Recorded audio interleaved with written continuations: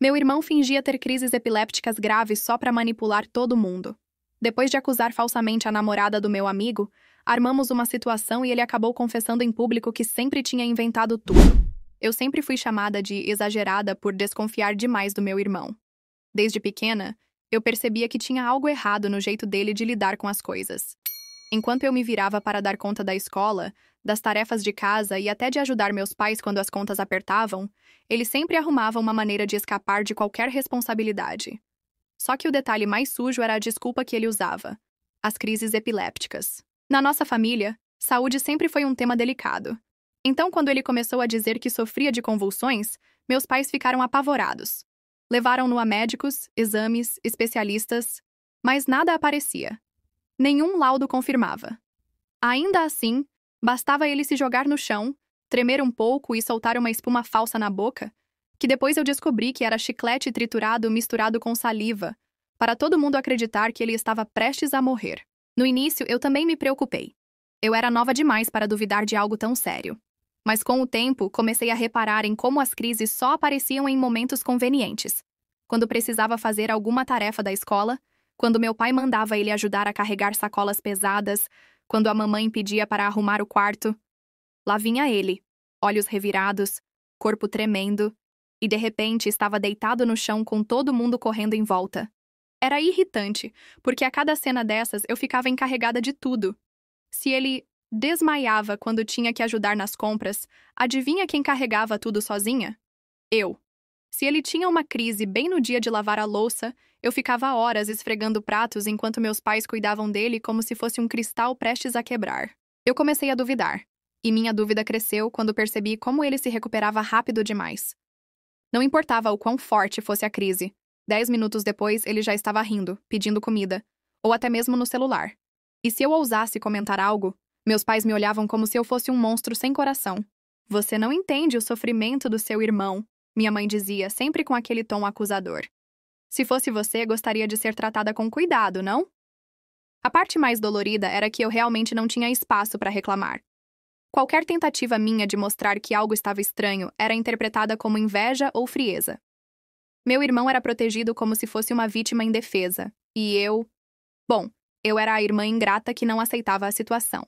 Com o tempo, ele foi ficando mais ousado.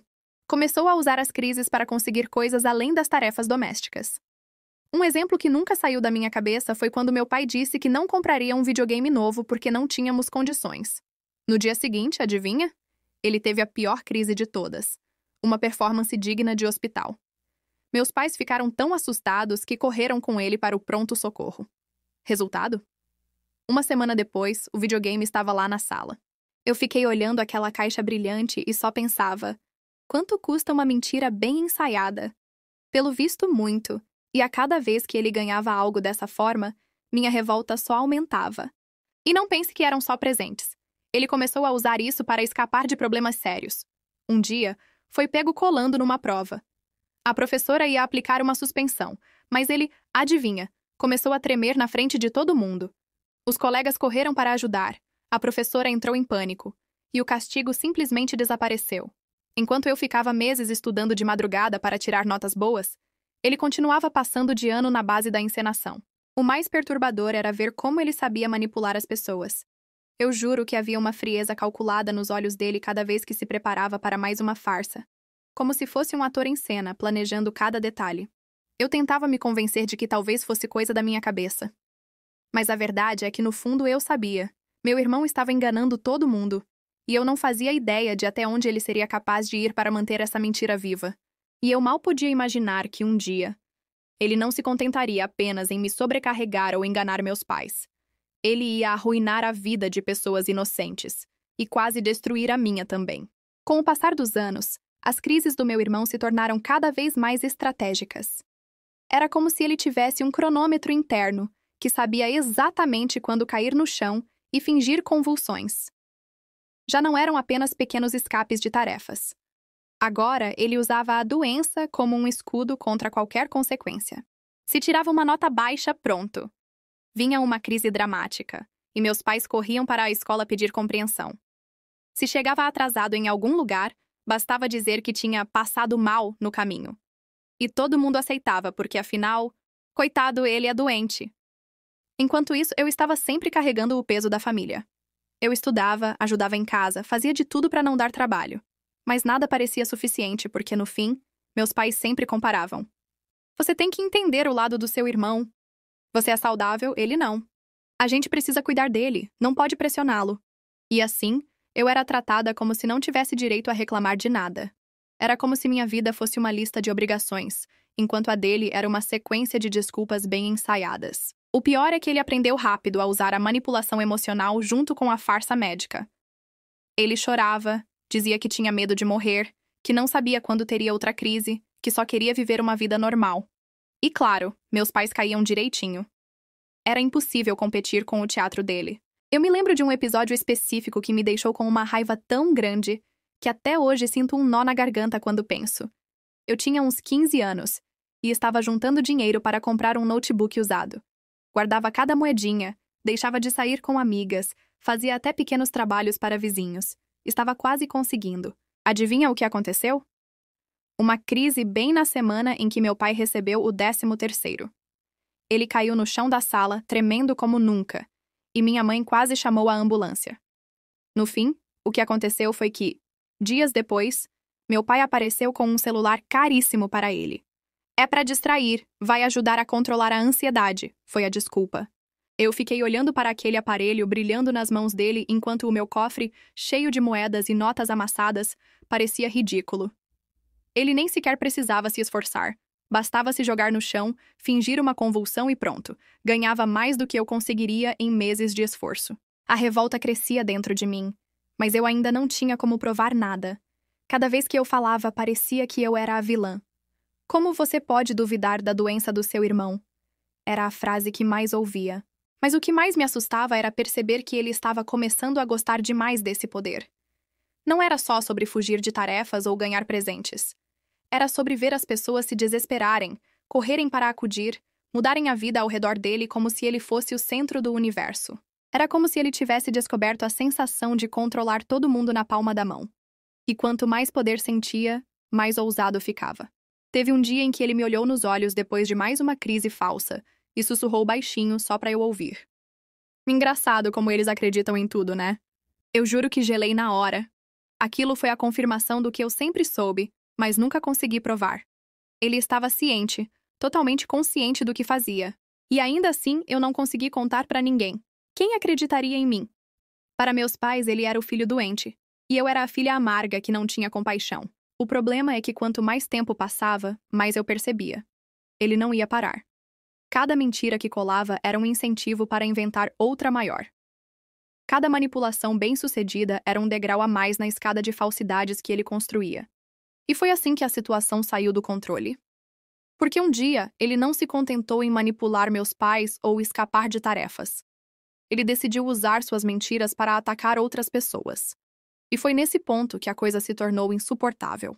Eu só não sabia que esse seria o início de um dos períodos mais revoltantes e sombrios da minha vida.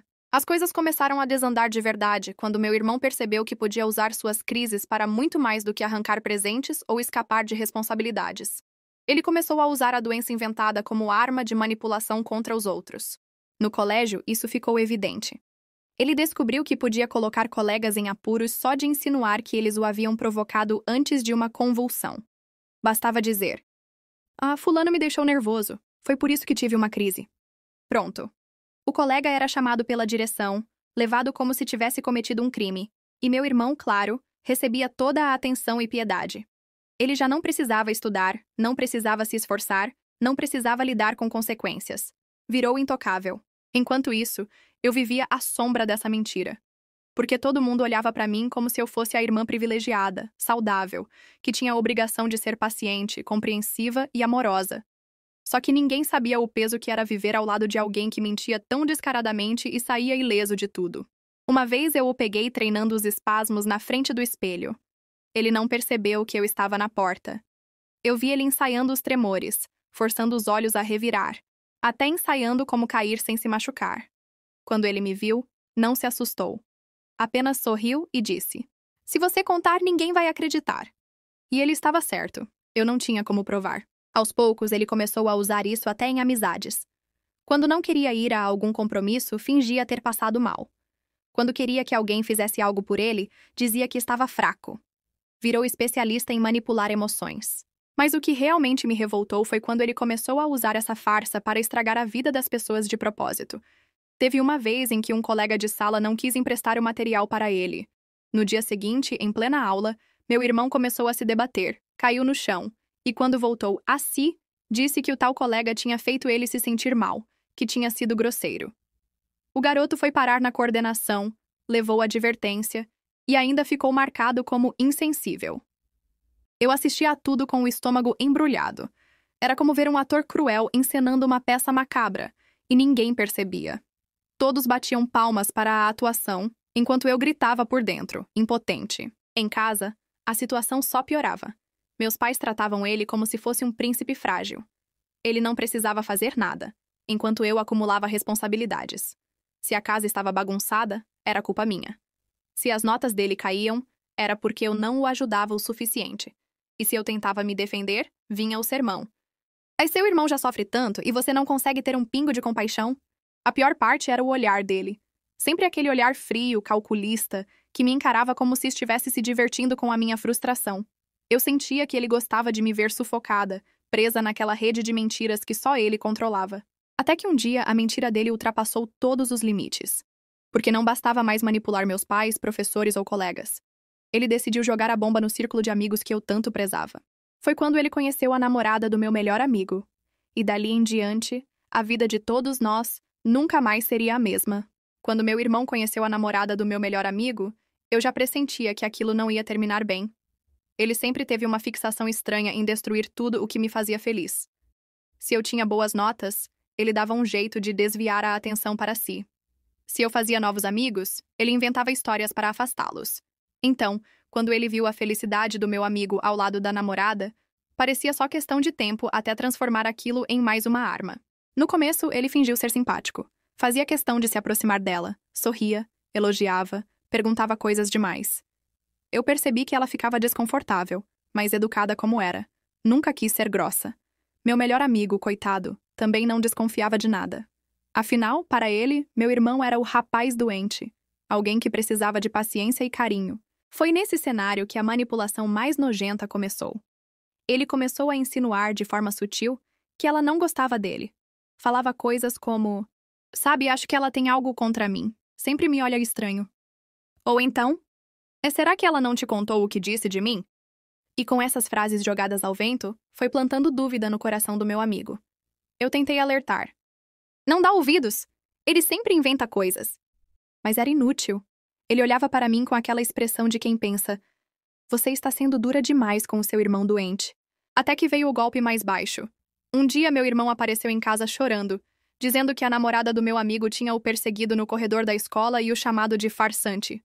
Ele dizia que ela o acusava de fingir crises, que tinha rido da doença dele. Eu sabia que era mentira. Eu sabia. Mas como provar? Ele encenava tão bem, misturando lágrimas falsas com aquela respiração ofegante e ensaiada. Meus pais ficaram furiosos, indignados. "Como alguém pode ser tão cruel com um rapaz doente?" diziam. E claro, meu amigo ficou em choque. Ele acreditou. Começou a olhar para a própria namorada com desconfiança. Perguntava se era verdade, se ela tinha dito algo, e ela jurava que não. Mas a dúvida já estava lá, venenosa, corroendo o relacionamento deles. Eu assistia tudo com ódio queimando por dentro. Era revoltante ver como meu irmão conseguia manipular até pessoas boas, até relacionamentos que nada tinham a ver com a nossa família. E mais uma vez, eu era a única que via a verdade por trás da cortina. Não demorou para que a situação piorasse. Meu irmão decidiu encenar uma crise justamente em frente a ela. Caiu no chão, começou a se debater e, quando recuperou a consciência, disse que tinha visto ela rindo enquanto ele sofria. Foi o suficiente para destruir a confiança do meu amigo. Eles brigaram feio, e tudo por causa de uma mentira nojenta. Eu tentei defender, tentei explicar que aquilo não fazia sentido, mas era como falar com uma parede. Todo mundo já estava convencido de que a vilã era a namorada dele. E eu? Eu sentia uma mistura de impotência e ódio tão grandes que mal conseguia dormir à noite. Eu me perguntava até quando ele ia continuar impune. Até quando eu teria que ver pessoas inocentes serem arrastadas para dentro da teia de mentiras dele. Naquele momento, eu ainda não sabia como, mas jurei para mim mesma que um dia eu ia dar um fim nessa farsa. Eu ia mostrar para todos quem ele realmente era, nem que precisasse planejar cada detalhe. E essa promessa começou a ganhar forma quando percebi que ele estava ficando cada vez mais confiante, cada vez mais descuidado. E foi justamente esse excesso de confiança que me deu a primeira brecha para desmontar o teatro.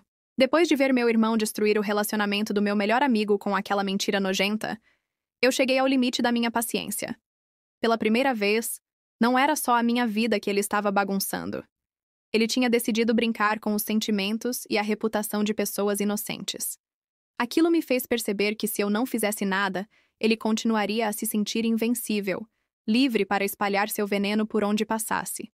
Mas como lutar contra alguém que se esconde atrás da máscara de uma doença? Como convencer as pessoas de que tudo não passava de um teatro, quando ele ensaiava cada movimento com perfeição? Eu sabia que não seria fácil, mas algo dentro de mim já estava decidido. Eu ia desmascará-lo. E então começaram a surgir as primeiras falhas. Ele ficou tão confiante, tão acostumado a ver todos acreditarem nele, que começou a se descuidar. Uma vez, por exemplo, ele fingiu uma crise no meio da sala para escapar de apresentar um trabalho.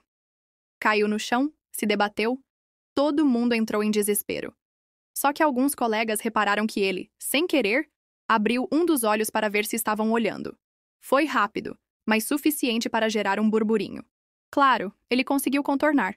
Disse que tinha aberto o olho involuntariamente durante a convulsão. A maioria acreditou. Mas eu vi o incômodo dele. Ele não estava acostumado a ter que justificar nada. Aquilo me deu esperança. Ele não era tão perfeito assim na própria encenação. Enquanto isso, em casa, a situação chegava a níveis insuportáveis. Meus pais estavam mais cegos do que nunca. Qualquer coisa que acontecia, meu irmão usava como desculpa para manipular. Se eu levantava a voz para me defender, ele fingia estar nervoso e dizia que isso poderia causar uma crise. Resultado? Eu virava a vilã agressiva, e ele, o pobre coitado indefeso. Eu comecei a me sentir aprisionada. Era como viver em um teatro onde todos aplaudiam o ator principal, e eu era apenas a personagem secundária que ninguém levava a sério. Até que veio o episódio que me deu mais raiva de todos. Ele acusou a namorada do meu amigo, de novo. Dessa vez dizendo que ela tinha tentado empurrá-lo da escada. Eu estava lá, eu vi. Ele tropeçou de propósito, se jogou no corrimão e depois levantou, apontando o dedo para ela. Foi humilhante porque várias pessoas presenciaram. Ele fez questão de gritar: "Ela quer me matar porque não aguenta minha doença!" Foi um escândalo. A garota chorava desesperada tentando se defender, mas ninguém acreditava. O olhar dela me perseguiu por dias. Um misto de pavor e injustiça, como se estivesse vivendo um pesadelo do qual não podia acordar. Foi ali que eu decidi. Eu precisava agir de verdade. Não era mais só uma questão de raiva pessoal. Era questão de justiça. Porque se eu deixasse, ele ia acabar arruinando completamente a vida dela. E de qualquer outra pessoa que ousasse cruzar o caminho dele. Eu comecei a planejar. Sabia que não poderia ser algo impulsivo. Precisava ser calculado, preciso, inquestionável. Ele se alimentava das dúvidas, das brechas. Então eu teria que pegar ele de um jeito que não houvesse como escapar. E a oportunidade começou a surgir quando percebi que, ao contrário de antes, ele já não se esforçava tanto para esconder o prazer que sentia ao enganar todo mundo. Parecia quase viciado na atenção. Se vangloriava de forma disfarçada, deixava escapar comentários como se quisesse ser reconhecido não só como vítima, mas como o gênio por trás do teatro. Isso me deu uma ideia. Eu sabia que se alimentava do ego, da sensação de estar sempre no controle. E justamente isso poderia ser usado contra ele. Naquele dia, deitada na cama, olhando para o teto, eu percebi que não estava apenas pensando em desmascará-lo. Eu estava arquitetando algo maior. Eu queria que ele caísse em público, na frente de todos, sem ter a menor chance de se defender. E pela primeira vez em anos, eu senti uma fagulha de alívio, porque eu sabia que finalmente o jogo estava prestes a virar. A partir do momento em que decidi que ia desmascarar meu irmão, minha vida virou uma espécie de guerra silenciosa. Eu observava cada gesto dele, cada mentira, cada detalhe que pudesse me dar uma pista de como montar a armadilha perfeita. E não demorou para perceber que o ponto fraco dele era justamente o ego. Ele não se contentava mais apenas em manipular. Ele precisava sentir que era mais esperto que todos, que estava enganando o mundo inteiro sozinho. Isso o deixava mais ousado, mas também mais descuidado. Um exemplo disso aconteceu durante um almoço de família. Ele começou a reclamar de sensações estranhas, como sempre fazia para preparar o cenário. Todo mundo já entrou em alerta, minha mãe segurando a mão dele, meu pai largando o prato. De repente, ele se joga no chão, começa a tremer. Mas nesse dia eu vi algo que me deu um estalo. Ele estava forçando a mão contra a lateral da mesa para produzir os espasmos. Foi rápido, mas eu percebi. Ele não estava convulsionando, estava encenando cada movimento. Quando levantou, ofegante, vi o sorriso quase imperceptível nos lábios. Era um sorriso de vitória, de quem sabia que tinha o controle absoluto da situação. E foi nesse instante que eu percebi. Se eu conseguisse criar um ambiente onde ele se sentisse confortável o suficiente para se gabar, para soltar a verdade, então eu teria a confissão que precisava. O problema era, como fazer isso sem que ele desconfiasse? Contei minha ideia ao meu melhor amigo, o que tinha perdido a namorada por culpa dele. No início, ele achou impossível. Ninguém nunca vai acreditar, ele é muito bom nisso, dizia. Mas eu insisti. Todo mentiroso tem um ponto fraco. O dele é querer mostrar que está no controle. Se a gente provocar do jeito certo, ele mesmo vai se entregar. Então começamos a planejar. A ideia era criar uma situação onde ele se sentisse provocado, desafiado, como se alguém estivesse duvidando da inteligência dele. Eu sabia que ele não resistiria à tentação de se exibir. Enquanto isso, ele continuava aprontando. A cada semana inventava uma nova mentira. Uma vez disse que tinha tido uma crise tão forte que desmaiou no banheiro da escola. Quando foram investigar, descobriram que ele simplesmente tinha se trancado lá dentro para não fazer uma prova. Em outra, fingiu que caiu da escada durante uma convulsão, mas alguns alunos juraram ter visto ele se jogar de propósito. Mesmo assim, nada nunca colava contra ele, porque sempre conseguia reverter a situação a seu favor. E cada vez que escapava, mais convencido ficava de que ninguém jamais conseguiria derrubá-lo. Isso só reforçava minha determinação. Eu sabia que a única chance era pegar a confissão da boca dele, em público, sem margem para desculpas. Começamos a observar padrões. Quando ele mentia, quando se gabava, quando ficava mais vulnerável. Descobrimos que quando estava em grupos pequenos, entre pessoas que confiava, ele às vezes deixava escapar frases do tipo: "Oh, se eu não tivesse feito aquilo, não teria conseguido." Ou "Eles são muito burros, acreditam em qualquer coisa." Essas pistas me mostraram que o caminho estava certo. Ele queria ser admirado, queria reconhecimento, mesmo que fosse pelo pior dos motivos. Então montamos o plano. Criaríamos uma situação em que ele pensasse estar no controle, acreditando que ninguém desconfiava dele. Provocaríamos as perguntas certas, na hora certa, para que o ego dele falasse mais alto do que a prudência. Eu mal dormia à noite só pensando nisso, porque sabia que se desse errado, ele encontraria uma forma de se fazer de vítima novamente, e eu seria massacrada como a irmã cruel que tentou difamar o pobre rapaz doente. Mas dentro de mim, uma certeza queimava. A queda dele estava próxima. E quando finalmente chegou o dia da armadilha, meu coração batia tão forte que parecia que eu mesma ia ter uma crise. O dia da armadilha chegou como se fosse uma espécie de acerto de contas com todos os anos de humilhação e impotência que eu carregava. Eu e meu melhor amigo planejamos cada detalhe, como se estivéssemos montando um espetáculo em que, pela primeira vez, meu irmão não seria o ator principal, mas sim o próprio vilão exposto diante da plateia. Decidimos que o cenário ideal seria uma pequena reunião na casa de um colega em comum. Era o tipo de ambiente onde meu irmão se sentia confortável. Pessoas que o conheciam, mas que não tinham coragem de confrontá-lo. O público perfeito para alimentar o ego dele. A estratégia era simples. Criaríamos uma conversa que girasse em torno de mentiras que as pessoas acreditam, e como é fácil enganar os outros. O objetivo era provocar o lado mais vaidoso dele, o desejo de se gabar. Sabíamos que se fosse cutucado do jeito certo, ele não resistiria à tentação de se colocar como o mais esperto da roda. No início, eu estava nervosa demais para falar. Meu coração parecia querer saltar pela boca, mas meu amigo tomou a dianteira com naturalidade. Engraçado como tem gente que acredita em qualquer coisa. Teve um cara na minha sala que fingiu estar doente só para faltar às provas e a professora caiu direitinho. Todo mundo riu, menos meu irmão. Eu vi nos olhos dele o brilho do desafio. Ele não gostava de ver outra pessoa ser colocada como esperta, quando ele sempre se via como o mestre da manipulação. Então outro colega entrou na conversa. "Ah, isso é verdade. A gente acredita em tudo quando a pessoa faz convincente, né?" E foi nesse momento que meu irmão entrou no jogo. Primeiro, devagar. É, mas tem gente que nunca saberia fingir de um jeito real. Dá pra perceber de longe quando é mentira. Meu amigo não deixou barato. Será? Eu acho que se a pessoa for boa mesmo, ninguém percebe. Aposto que tem gente aqui que já enganou todo mundo e nunca foi descoberto. Houve um silêncio rápido, e foi como se meu irmão tivesse recebido um convite irresistível. Ele se ajeitou na cadeira, fez aquele meio sorriso presunçoso e soltou. Olha, tem coisas que vocês nem imaginam. Meu coração acelerou. Eu sabia que ele estava prestes a morder a isca. Eu entrei na conversa fingindo deboche. Duvido muito! Você não seria capaz de enganar ninguém. Você mal consegue esconder quando mente sobre ter feito a lição de casa. A provocação foi certeira. Ele odiava quando eu o diminuía.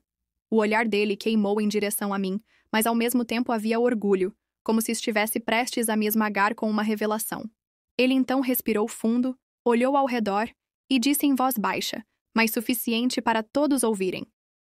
Vocês acham mesmo que eu tenho epilepsia? Por favor. Vocês são tão burros que acreditaram em tudo esse tempo. Cada crise, cada convulsão, foi tudo atuação minha. E sabe o melhor? Funcionou. Sempre. O silêncio que se seguiu foi esmagador. Eu quase não acreditava no que tinha acabado de ouvir. Era a confissão que eu esperei por anos. Meus olhos se encheram de lágrimas, não de tristeza, mas de um alívio quase doloroso. Mas ele não parou. Estava tomado pela necessidade de se exibir. Vocês não têm ideia de como é fácil. Eu só precisava escolher o momento certo. Quando tinha prova, quando precisava de algo, pronto. Caía no chão, tremia um pouco, revirava os olhos e já era. Até meus pais acreditam. Eles sempre caem direitinho. E eu ainda ganhei presentes por causa disso. Um celular, um videogame, tudo na base da encenação. Algumas pessoas arregalaram os olhos. Outras levaram as mãos à boca. A reação geral foi de choque absoluto. Ele, cego pela própria arrogância, achava que estava impressionando, quando na verdade estava se condenando. Eu olhei para o meu amigo e vi nos olhos dele a mistura de raiva e alívio. Raiva por tudo que ele e a namorada tinham passado, mas alívio porque finalmente a verdade estava ali, nua e crua, para todos ouvirem. E naquele instante eu soube. Não havia mais volta para meu irmão. A confissão pública dele deixou todo mundo em choque. Algumas pessoas não queriam acreditar. Parecia impossível que alguém pudesse ser tão frio e manipulador. Mas eu estava lá, assistindo cada reação, e pela primeira vez em anos, senti o gosto da vitória. Finalmente, toda aquela farsa estava sendo revelada sem margem para defesa. Meu irmão começou a perceber que tinha ido longe demais. A arrogância que sempre o sustentou começou a vacilar quando olhou para os rostos de pais, colegas e amigos. Alguns murmuravam entre si. Outros simplesmente se afastaram, sem saber como reagir. Ele percebeu que ninguém mais ia cair nas suas mentiras. No início, ele tentou se justificar com aquela mistura de desespero e teatro. Eu só precisava, é que ninguém entendia, mas ninguém deu bola. A plateia estava farta de sofrer por causa das manipulações dele. Era impossível reconstruir a confiança perdida. Então, meu amigo que tinha perdido a namorada se levantou e disse firme: Você não tem desculpa. Tudo o que você fez prejudicou pessoas inocentes e agora está na hora de assumir as consequências. Cada mentira, cada manipulação, acabou. Ele ficou sem palavras. Pela primeira vez, não havia como virar a situação a seu favor. Nem lágrimas, nem choros, nem a velha epilepsia. Tudo tinha sido exposto. E eu finalmente tomei coragem para falar. Você enganou todos por anos, fez todos sofrerem, incluindo a gente que mais te amava. Mas agora acabou. Suas mentiras não funcionam mais. Não há ninguém para proteger você. O rosto dele mudou. A expressão de controle desapareceu, substituída por raiva e medo. Era como se ele tivesse descoberto que todo o poder que acumulou durante anos evaporara em segundos. Enquanto ele tentava balbuciar algo, algumas pessoas começaram a comentar episódios que tinham presenciado. Cada mentira que ele contou, cada crise fingida, cada acusação falsa, tudo começou a ser lembrado e registrado na memória coletiva da sala. Ele percebeu que agora estava sozinho, sem aliados, sem ninguém acreditando em sua versão. E então veio a parte mais simbólica. Ele foi confrontado com a namorada do meu amigo, que estava presente. Ela olhou diretamente nos olhos dele e disse: Você destruiu minha vida com mentiras, mas agora todo mundo sabe a verdade. Não há volta. Ele ficou sem reação. Tentei conter a minha própria emoção, mas não consegui. Anos de frustração, raiva e impotência explodiram dentro de mim. A sensação de justiça foi imediata, mas também delicada. Eu sabia que aquela confissão era apenas o começo. Meu irmão precisava enfrentar as consequências das ações dele. Mas, finalmente, ele não tinha mais como escapar. Não havia mais manipulação, não havia mais fingimento. E naquele momento, percebi que, embora a batalha tivesse sido longa e dolorosa, a verdade sempre encontra um caminho. Depois da confissão, meu irmão parecia um outro ser. O controle que ele sempre acreditou ter evaporou diante dos olhos de todos. A arrogância deu lugar a uma mistura de raiva, desespero e incredulidade. Ele olhava para nós como se buscasse uma saída que não existia. O silêncio na sala era pesado. Ninguém sabia exatamente como reagir, mas todos entendiam que aquela era a hora de enfrentar as consequências. Ele não podia mais mentir, não podia mais manipular. Cada palavra, cada gesto, cada mentira antiga agora estava exposta, e ninguém mais se deixaria enganar. Meu amigo se aproximou e disse firme, sem deixar espaço para negociação: "Você enganou a todos nós, mas agora a história acabou. Não há desculpas." A namorada dele também falou, agora sem medo: "E você inventou crises, nos prejudicou, destruiu relacionamentos. Tudo isso foi mentira. E agora você vai ver o quanto dói quando a verdade vem à tona." Ele tentou se justificar, mas as palavras saíam tremidas, sem força. Eu vi em seus olhos a percepção de que havia perdido o controle absoluto que tanto amava ter. Durante anos, ele manipulou pessoas, destruiu vidas, e agora estava sozinho, sem aliados, sem escudos. A sensação de vitória era avassaladora. Eu finalmente podia respirar sem o peso de carregar as mentiras dele. Mas não era apenas uma vitória pessoal. Era a justiça sendo feita. Algumas pessoas começaram a relembrar pequenos incidentes, situações que tinham presenciado e que agora faziam sentido. Ele havia enganado todos, mas agora cada história se encaixava em um grande padrão de manipulação. Ele não podia mais negar nada, e o olhar dele dizia claramente que sabia disso. Foi o momento mais libertador da minha vida. Finalmente, eu não estava mais presa à sombra dele. Ele havia se revelado, e toda a sua farsa tinha sido desmascarada. E naquele instante percebi que, embora ele tivesse feito tanto mal, a verdade sempre tem força suficiente para se impor, mesmo contra anos de mentiras e manipulações. A partir desse dia, nossa vida mudou para sempre. Meu irmão não tinha mais o poder de controlar, manipular ou mentir com impunidade. A humilhação pública e a confissão abriram caminho para que todos ao nosso redor percebessem a verdade. E eu finalmente me senti livre, sabendo que nada do que ele fizesse poderia apagar a exposição dele diante de todos. Nos dias que se seguiram à confissão, a vida da nossa família mudou completamente. Meu irmão não tinha mais a proteção da farsa. Meus pais, aos poucos, começaram a enxergar a extensão das manipulações dele. E os amigos que ele prejudicou finalmente puderam respirar aliviados. Ele se tornou o exemplo vivo de como a mentira e a manipulação podem destruir tudo ao redor, e como cedo ou tarde, a verdade vem à tona. Ele tentou reagir, fingir arrependimento, chorar, culpar os outros, mas ninguém mais acreditava. Cada gesto, cada palavra, soava falso. Ele estava desarmado, e a sensação de poder que havia cultivado durante anos evaporou diante dos olhos de todos. Para ele, aquela foi a maior derrota da vida, a exposição de uma mentira tão bem construída que por anos enganou até os mais próximos. Para mim, foi libertador. Finalmente, eu podia viver sem a sombra de sua manipulação constante. Cada sorriso verdadeiro de meu amigo, cada gesto de confiança que ele recuperou com a namorada, cada olhar de alívio de nossos pais me lembrava que tudo valeu a pena. A justiça, mesmo que lenta, havia sido feita. A experiência me ensinou lições dolorosas, mas necessárias.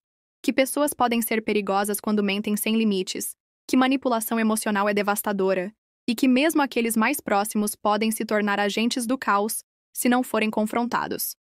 Mas também me ensinou algo maior. A verdade sempre encontra uma forma de se manifestar.